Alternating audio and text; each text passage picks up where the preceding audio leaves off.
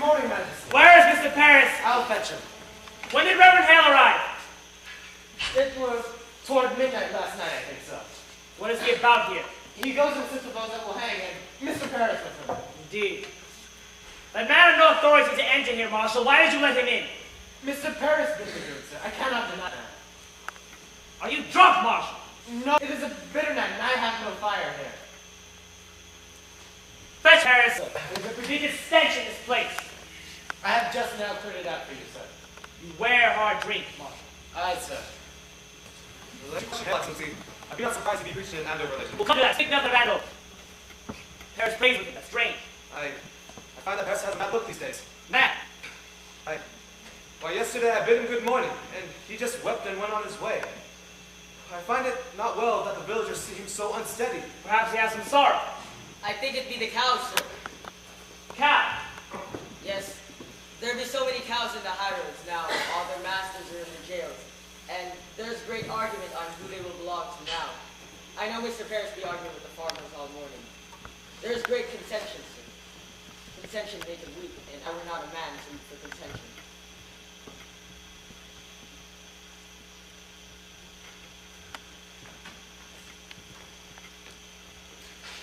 Good morning, sir. Thank you for coming. I beg your pardon for waking you so early. Good morning, Judge Hopper. Reverend Hale have no right to enter this. Excellency, a moment, please. It is a providence! Mr. Hale has returned to bring Rebecca Nurse back to God. He bids her confess. Hear me.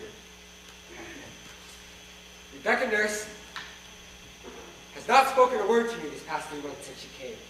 But now, she sits with him, her sister, and Martha Corey, and pleads with them to confess their crimes and save their lives. Indeed, this is a providence. And they soften. They soften. Not yet, not yet. I thought to summon you, sir, to think out whether or not we should. There is news, sir.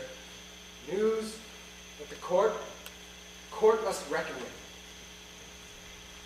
My niece, she has vanished. Vanished? I have thought to advise you. What? How long has she gone? This will be the 3rd night, sir. Mercy Lewis is gone, too. I will send a party for them. Where may they be? I think they may be aboard a ship, sir. My daughter was speaking. She told me that they were speaking ships earlier this week. And tonight, I discover my lockbox has been broken into. They have robbed you? Aye. 31 pounds. I am penniless. Mr. Paris, you are a bravest man! It profits you nothing that you blame me, sir. I cannot think they would leave Salem other than they fear their lives, says the news of Andover. Andover is remedied. The court returns there Friday and will resume examination. I am sure of it, sir. But I tell you what they say here, and they speak rebellion. There is no rebellion in Andover. I am sure of it, sir. But I tell you what is spoken here.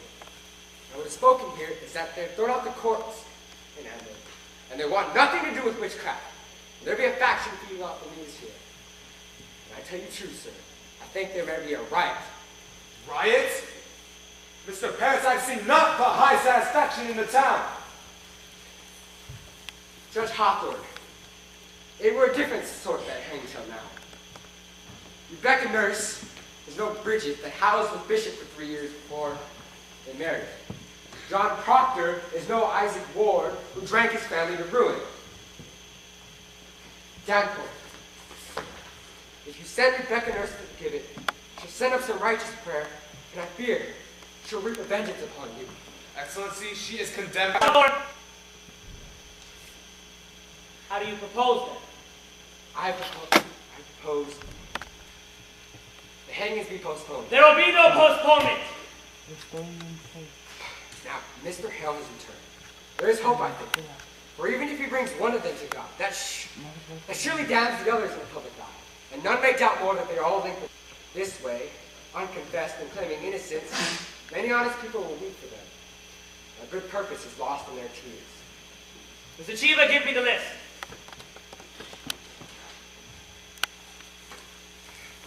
Danforth, it must not be forgot, sir, that when I called communication of John Proctor, only 30 came to hear it.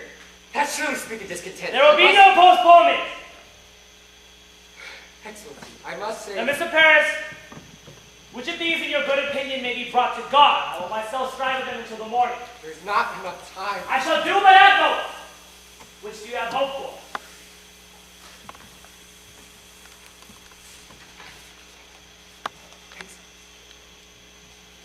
Do you say?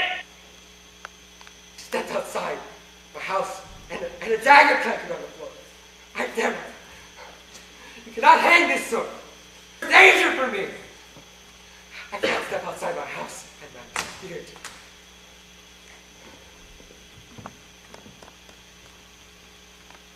Accept my congratulations, Reverend Head. We are glad to see you return to your good work. You must pardon them, Excellency. They will not budge. But you misunderstand, sir. 12 already executed for the same crime. It will not be just. Does Rebecca nurse? Does she confess? Excellency, the sun will rise in a couple of minutes. You must give me more time. Now hear me! And beguile yourselves no more!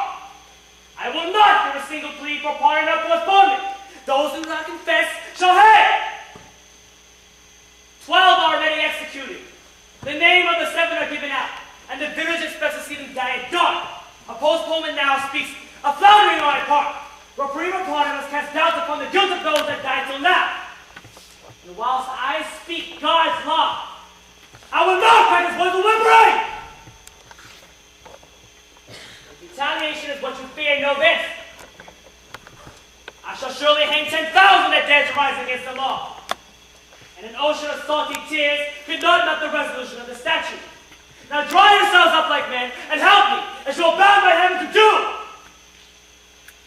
Mr. Hale, have you spoken to all the prisoners? All but Proctor. He's in the dungeon now. What is Proctor's way now? He sits like some great bird, sir. You not know he live until he take food from time to time, sir. His wife. His wife must be well on with the child. She is, sir. Thank you, Mr. Paris. You have closer knowledge of the man. Might our presence soften him? It might, sir. He has not seen her this past 3 months. I'll go summon her. Is he yet adamant? Does he strike at you still? He cannot, sir. He is chained to the wall now. Fetch good wife Proctor, then let you bring him to me. Excellency, if you postpone a week and publish to the town that you are striving for their confessions, that speak mercy on your part, not faltering. As God hath not empowered me like Joshua to stop the sun from rising, so I cannot withhold the perfection of their punishments. If you think that God wills you to raise rebellion, then you are mistaken. You have heard rebellion spoken in Salem. Mr. Danforth, there are orphans that are wandering from house to house tonight. Begotten cattle lie on the high roads. The stink of rotting crops hangs everywhere, and no man knows when the harpy's cry will end his life. And you ask yourself whether there be rebellion or not? Better you ask yourself why there not be burning down your province yet. Have you preached an Andover this month, sir? Thank God they have no need for me in Andover. You baffle me. Why have you returned here? Oh, why, it is all simple. I come to the devil's work. I come to counsel with Christians who shall belie themselves. I come to... There's blood on my head. Can you not see the blood on my head? Good wife Proctor, I hope you were hearty. I am yet 6 months before my time. Pray be at your ease. We come not for your life. We... Mr. Hale, will you plead with the woman? Goody Proctor, your husband is marked for hanging this morning. Do you know that? I have heard it. You know, do you not, that I come of my own? For if your husband is taken, I count myself as murderer. What do you want? Goody Proctor, I have gone myself like our Lord into the wilderness. This 3 months now. For damnation is doubled on a minister who counseled men to lie. Do you know this? It is not a lie. You cannot speak It is a a lie. lie! They are innocent! No more! I'll hear no more of that! Goody Proctor, let you not mistake your duties as I mistook my own. I came, like his beloved, bearing gifts of high religion, the very crowns of little I brought, and everything I touch with my great confidence, it died.